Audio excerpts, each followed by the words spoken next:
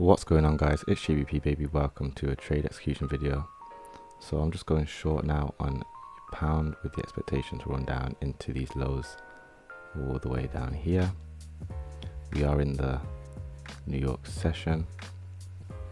We traded into a breaker and fair value gap, and dollars traded down into a level which I did bring our attention to in today's video. So if you want more context on why I'm going long here, watch yesterday's video and you'll understand why I'm able to go short on GBP with the expectation to run for these highs.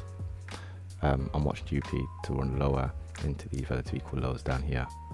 You'll see euro as well, traded up into the range. These are all levels which I marked out in yesterday's video, so you can go check that video out if you want some more context on my position. But yeah, it should be quite interesting. We should start seeing some a run lower, and so long as we're respecting this breaker, I'm pretty much happy